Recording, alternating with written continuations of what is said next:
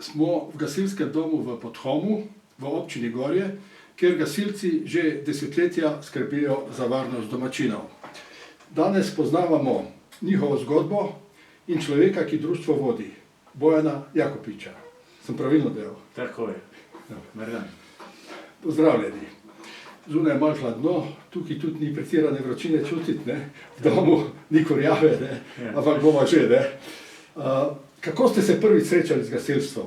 Se spomnite trenutka, ko vas je ta svet potegnil noter, bi rekel nekako? Težko bi rekel, da se spomnim glih trenutka.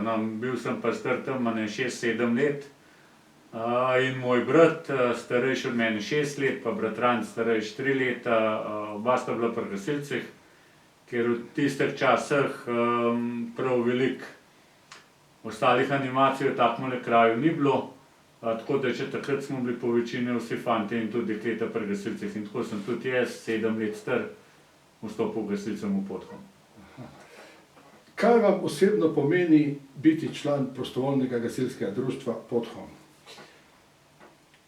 Ja, to pomeni biti član ene zelo dobre skupine ljudi, zelo požrtvovalnih in zelo dobro mislečih ljudi, ki poleg tega še delajo na tem, se izobražujejo, trenirajo, dajejo svoj čas, da se usposabljajo za zadeve, s katerimi bi pomagali sočloveku. Kako bi pa recimo opisali to društvo, v čem se recimo razlikuje od drugih društev v Gorji? Je kakšna specifična identiteta? Ja, moje mnenje je, da je, ker prostovoljno gasilsko društvo Podhom je društvo prve kategorije, kar pomeni, da je to najmanjše društvo, najmanjše kategorije v sistemu prostovoljnih gasilskih društev. Tukaj smo v kraju z majhnim številom prebivalstva, večji del občine Gorje, sama občina Gorje ima 2800 prebivalcev, ampak recimo 4/5 od tega pokriva gasilsko društvo Gorje, ki je pa tretje kategorije kot osnovno centralno društvo občine. In za tako majhno društvo, kot smo mi, v takem kraju, da imamo tako veliko članstvo, se pravi skoraj 130 članov in od tega preko 30 mladine, in da se ta mladina udeležuje vaj, tekmovanj in je v bistvu v celi gasilski zvezi Bled Bohinj skoraj največja skupina tekmovalcev ali mladincev v celotnem sistemu gasilske zveze. Katere so pa najpomembnejše prelomnice v zgodovini tega društva? Sigurno je bila to vsaka novogradnja. Danes so tukaj, sicer ste rekli, da nismo na toplem, ampak brez skrbi imamo centralno kurjavo, ampak pač, če se v društvu nič ne dogaja, v gasilskem domu noter imamo na 5 stopinj. Ja, sva v lepem gasilskem domu, ki ima lepo urejeno okolico, ampak moramo vedeti, da takrat leta 1931 je bila približno na tem mestu neka drvarnica ali neka lopa, v katero so te naši predniki pač spravili gasilsko opremo, kar so jo takrat imeli, nad njimi gor pa je bil prostor za pastirje.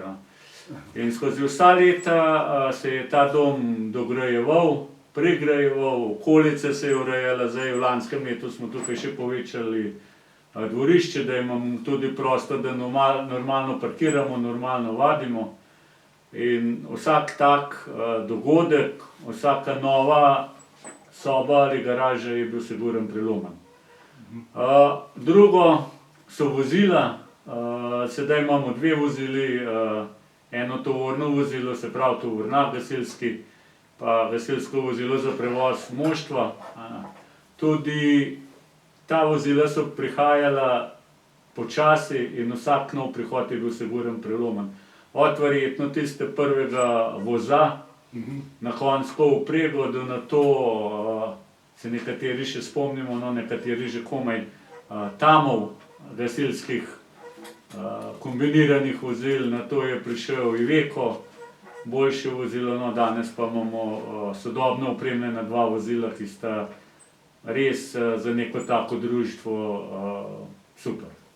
No, del te zgodovine ste opisali tudi v tej knjižici ob 90-letnici podhoma, ne? Se pravi, društvo je bilo ustanovljeno 1231. Tako je. 3 leta nazaj, oziroma 4, nekako ste imeli 90 let. Tako je. Kmalu bo 100 let. Počas prihajamo tudi tja, da bomo 100-letni. Da bodo 100-letnik, ja. Dobro. Zdaj bi vas pa vprašal, vi morate tudi intervenirati, ko se kaj zgodi, ne? Zato ste sposobni. To je naša prva funkcija. Prva. Katera intervencija vam je pa najbolj ostala v spominu? Zdaj tle v okolici imamo stalno neke intervencije, hvala Bogu, v vseh teh letih, odkar sem jaz aktiven, kaj hujšega ni bilo. Mogoče v naši bližini je bila taka, da ne bom rekel atraktivna, oziroma da ne bojo ljudje narobe razumeli, atraktivna, kar težka intervencija je bila, ko je bil požar v Bohinju hotela na Ribčevem Lazu. Seveda najbolj impozantna je bila pa intervencija na Krasu. Če se spomnite, največji gozdni požar v Sloveniji, no, v tem primeru smo vsi gasilci iz cele Slovenije bili razporejeni nekako v turnusih na ta delovišča, in jaz osebno sem bil razporejen na dnevno izmeno. In impozantno je bilo že, ko se je konvoj gorenjskih gasilcev iz Krana peljal proti Primorski oziroma proti Ajdovščini, je bilo kar nekaj za videti. No, toliko vozil, tako dolg konvoj, tudi potem tako urejen sprejem na tistem mestu, tako hitro dodelitev delovišča, je bilo res zelo dobro organizirano in res velika masa gasilskih vozil, super opremljenih ljudi, super opremljenih, zavzetih za delo, letala nad nami, helikopterji, policijsko vozilo s topom, res neverjetno. Tudi potem, ko smo bili razporejeni na delovišče, smo v principu čakali požar, tam je bila ena velika posebnost, da je to bilo območje Prve svetovne vojne in resnično se je vsakih nekaj minut slišalo iz daljave pok granate, tako da smo tisto navodilo, naj ne hodimo v gozd gasiti, ker taktika gašenja gozdnega požara ali travniškega, da pridemo do njega in ga potem probamo presekati. Tukaj smo pa na cestah čakali zaradi teh eksplozij. Ja, in ko do tebe prihaja ogenj, ga slišiš nekje v daljavi, dim vidiš, vse skozi bolj postaje črno nad tabo, sonce se poje že naviti, je kar malo sončev mrk. Ja, in čakaš na navodila teh strokovnjakov, ki so seveda bolj vešči takih požarov na Primorskem, je bilo počakati, da požar pride skoraj do tebe in takrat šele začeti gasiti. Ker stalno je bila pa nevarnost, da ti zmanjka vode, ker ceste so vmes postajale neprevozne zaradi požara in cisterna tudi v katerem trenutku ne bi mogla do tebe. Impozanten je bil tudi ta policijski top, moram reči, da nekateri, vodni top, tako, vodni top od policije, nekateri so se v začetku kar malo zmrdovali, kaj ta dela tle, da tega pa res mi ne rabimo, ampak moram povedati, da potem, ko so ga pametno uporabili, je top naredil nam veliko dela. In se je izkazal, se je vozil po teh cestah in svojemu dosegem curka je res nam naredil dobro delo. Čeprav na začetku so bili pa kar malo taki komentarji, hudomušni ali še kaj hujšega. Ja, slabe izkušnje iz Ljubljane. Ja, jaz bi kar predlagal, da se ga pobarva na rdeč, pa se ga da med gasilce, pa bo čisto redno. Se strinjam. Jaz bi tudi to podpiral.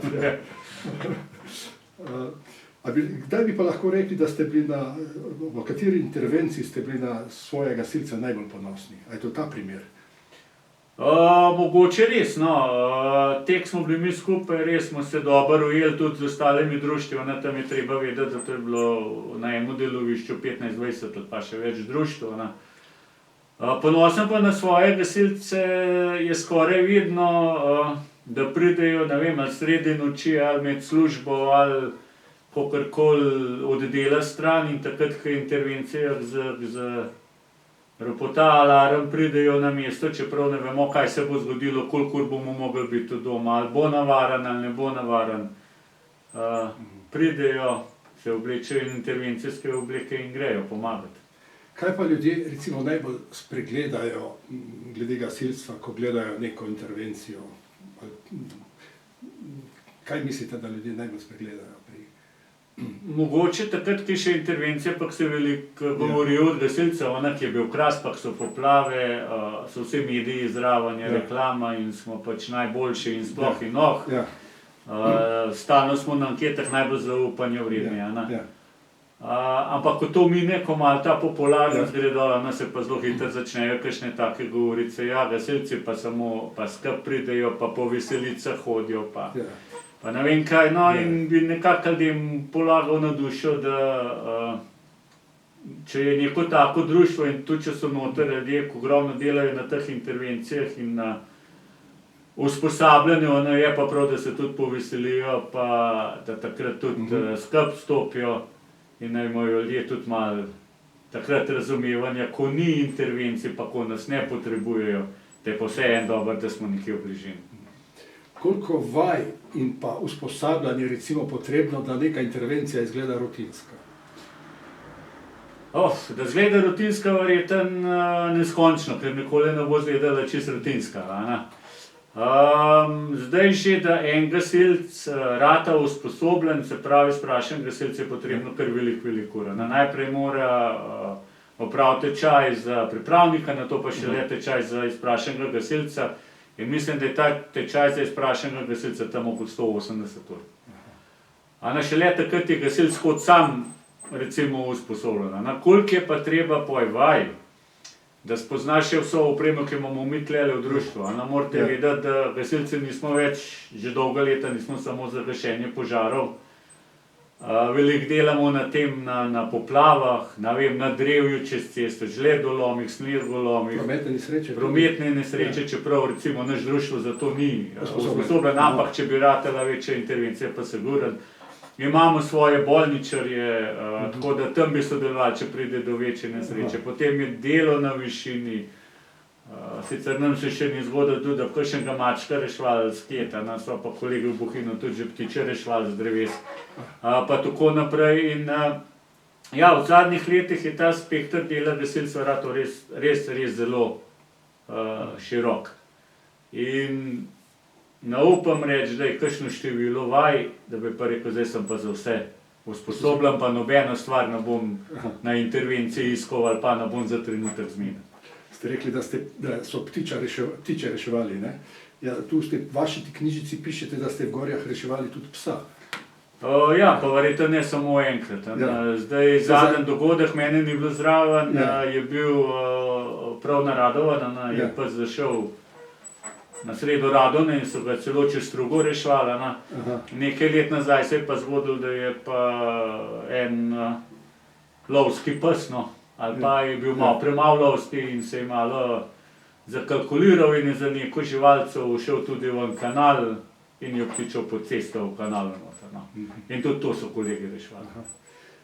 Nekaj ste že omenili uvodoma, da imate zelo posodobljeno opremo. S katerimi izzivi se pa najbolj srečujete? So to kadrovske, finančne, logistične? So kakšni, kje vidite največje probleme? Mi v občini Gorje imamo kar srečo, tako da od kakšnih finančnih težav ne smemo govoriti. S kadri so pa prihajajo, me skrbi težave. Zdaj, tako kot sem vam rekel, že za enega človeka, da rata šele gasilc mora narediti tečaj 180 uram plus že prej mora kaj narediti. In zelo težko je mladino, taki, ki so aktivni, imajo že tako enkrat aktivnosti pridobiti, da bi se res teh tečajev udeleževali in ta izpit naredili. In imamo mi in tudi v okolici se nam kaže, da imamo pomanjkanje, ne bom rekel mladine, s to mladino smo mi zelo močni, tam do 18-20 leta, potem pa rata kar malo lukne. Kako vam jih pa uspe pritegniti? Kaj jih najbolj pritegne, recimo? Zdaj samo mladino, otroke, Ja. pionirje, pa tole seveda družba, a ne. Mora biti zabaven. Če bi samo trenirali, pa samo vadili Ni to, tiste ne? gasilske veščine, bi se Ja. marsikje več naveličal. No. Ampak mislim, tle v Podhamu že precej let vzdržujemo eno tako dobro klimo med mladino. Tako da zdaj imamo, mislim, da 25 mladincev, 7 pionirjev, nekaj pripravnikov. In da vsi rad hodijo, a ne. Tudi dosegajo lepe uspehe, hodijo na državna prvenstva, se uvrstijo. In v tem morajo tudi malo uživati. Ja. Kaj pa mislite, kaj lahko Krjani naredijo za svojo večjo varnost, recimo, kot gasilec, kaj bi recimo svetovali? Ja, prva moj nasvet vsakmu je, ali v stanovanju ali v hišni ima vsaj en gasilen aparat. Na prah ali kaj podobnega, ker s tem se ne da zgrešiti. Če bo prišla do nekega požara, da bo vedel, kje ta aparat je in da ga bo znal uporabiti, ker ni zelo težko to narediti. No. Je res tako, kot je neka taka mogoče floskula, da majhen požar pogasimo s kozarcem vode, a ne. Za veliko pa tudi mi nimamo dosti cisterna. In res ta zavedanje, da z nekim gasilskim aparatom pa z nekaj takmo lahko rešimo hišo ali hriv ali kaj takega. Česa si bi pa za prihodnost vašega društva, prostovoljnega gasilskega društva Podhom, najbolj želeli? Ja, najbolj, Za kaj bi se prihodnost, želelo za za prihodnost, prihodnost? ja. Čim več vaj, tako dobro družbo, pa čim manj intervencij, ta pravih. Aha. Kaj bi pa recimo povedali nekomu, ki razmišlja, da bi postal gasilec? Ne. Če je že tako daleč prišel, da o tem razmišlja, Ja. da bi bil, naj se včlani v neko društvo, naj pride, bo videl, kako zadeve funkcionirajo, bo šel upravljati tečaje, so res raznovrsten in če bo videl v tem nekaj dobrega, sigurno dobrodošel. Kaj bi, če bi posneli kratek nagovor svojim gasilcem, kaj bi jim dejali? Bravo, fantje. Kaj več? V redu. Ja, ne vem, sej večkrat se pogovarjamo, pa veliko se povemo, ampak tako, kakor sedaj to naše društvo laufa in teče, bi kar rekel, fantje, lejmo tako naprej, sorazumevanje, mislimo en na drugega, na dobro eden drugega in bo vse v redu. Se pravi, gre za neko prijateljstvo, solidarnost, pomoč, druženje. Točno tako, to ste zelo lepo povedali, vse od tega mora pri gasilcih biti. Sploh mislim, da gasilska društva pa ta naša dejavnost je nekaj takega, ki temelji na solidarnosti. Saj pravim, če pride do neke zadeve, tukaj ne moreš razmišljati, da je človek za to upravičen, a se z njim dobro razumeš, a se ne, solidarnost je prva in pomoč mora biti. Hvala za pogovor. Malenkost, hvala vam.